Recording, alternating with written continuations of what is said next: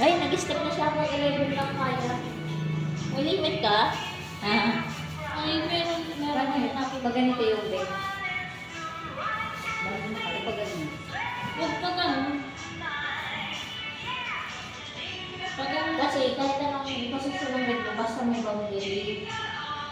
Ipag ganun mo na Kasi ang gaan mo, di ba ang gaan mo? Lagyan mo ng ano dito, naharang. Ipag ganun mo Basta na yun ang gaan mo sa ano. Para may pwesto ka doon. Yung ano yung talaga yung ano.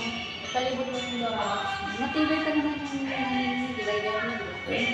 Pero siya, hindi ko Ano? nilalagay para Sabi yun. Anong nakita? Sa sobrang swerte ng divider mo. Ito ang tigil ko ako. Nag-ayun ako ng ano, naglilinis ako ng bahay. May money. Tapos, Wait ako. hindi. Alam ko na siya.